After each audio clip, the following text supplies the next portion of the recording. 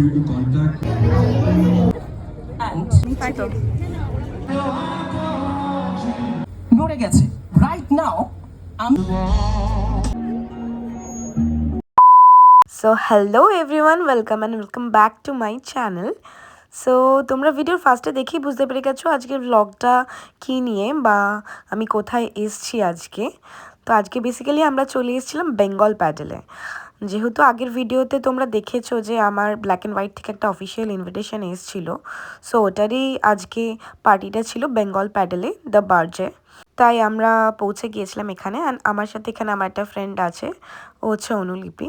তো আমরা একসাথে এখানে ঢুকছিলাম, ফার্স্টে জেটিতে ঢুকছিলাম। অ্যান্ড টানা, এটা হচ্ছে মেন স্পটটা যেখানে আমরা ছবি তুলছিলাম।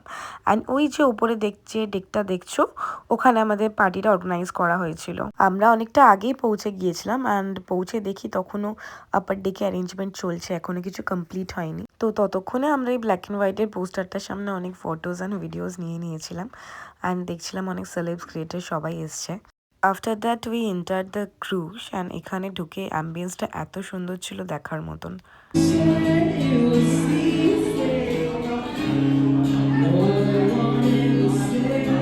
সুন্দর লাইভ মিউজিক প্লে হচ্ছিল, বাট আমরা যখন গিয়েছিলাম তখন অতটাও ভিড় হয়নি। দেন আমরা নিচ থেকে ওপরে উঠে যাই, বাট এখনও ক্রুজটা ছাড়েনি। টাইমটা একটু দেরিতে ছিল যেহেতু পার্টির থিমটা সানডাউনার ছিল।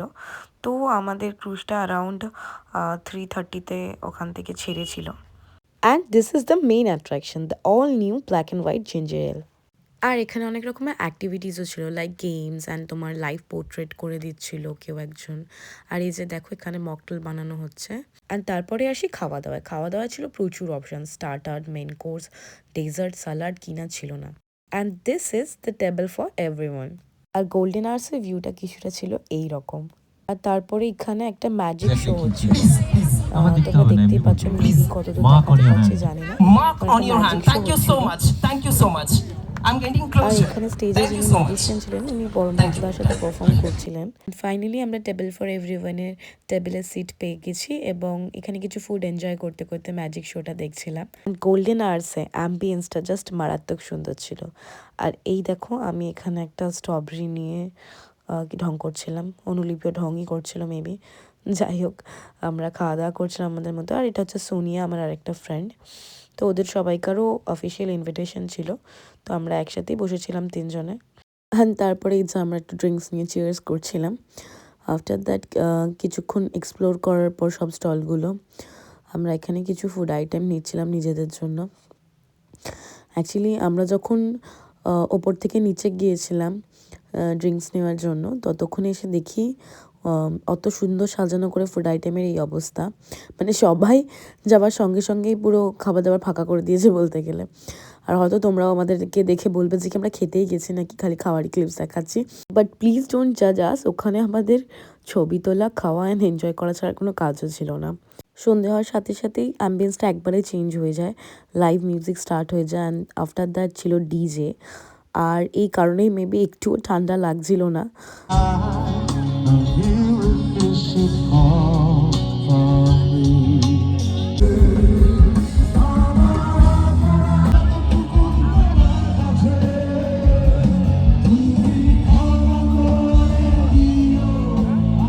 প্রচুর নাচানাচি করার পর, এনজয় করার পর আমাদের মেইন কোর্সের খাবার দাবার চলে আসে। মেইন কোর্সে অনেক কিছুই ছিল, fried rice, chilli chicken and black rice, chicken kebab and chicken samosa, আরও অনেক কিছু ছিল। সো বেসিক্যালি মেন কোর্সের খাওয়া দাওয়া চলে এসেছে। আর আমরা এখানে এত খাবার নিয়েছিলাম আমাদের সামনে টেবিলটা পুরো ভরে গিয়েছিল, এটা কিন্তু সত্যি কথা। আর আমি 10 বার আজকে সব কিছু আমার জামায় ফেলছিলাম, সেটাই আমি বলার চেষ্টা করছিলাম।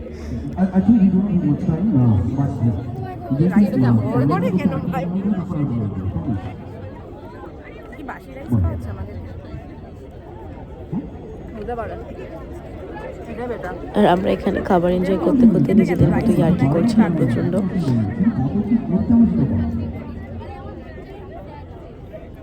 আর এই দেখো অনুলিপি এখানে কি করছে, যাই খাবার দিতে আসছে সব একটা করে নিয়ে রেখে দিচ্ছে টেস্ট করবে বলে। আমি তো বুঝতেই পারছিলাম যে কি হচ্ছে এখানে, খাবারের টেবিলটা পুরো ভরে যাচ্ছে রীতিমতো। দেখো আমি তোমাদেরকে দেখাচ্ছি, জাস্ট দেখো খাবারের টেবিলটা পুরো ভরে গেছে। তো আমরা স্টিল খেয়েই যাচ্ছি এখনো পর্যন্ত। ভালো হবে তোটা ভাই, আমার দিবি না, একটা নিবি কেন ভাই?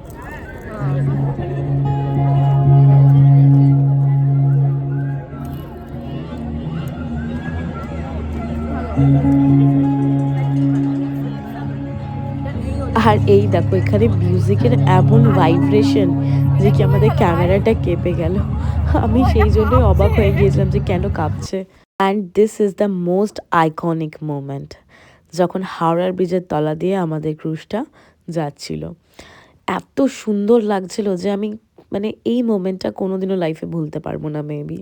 তো ওভারঅল আমার দিনটা খুব ভালো কেটেছে অ্যান্ড আমরা সবাই মিলে প্রচণ্ড এনজয় করেছি পার্টিতে।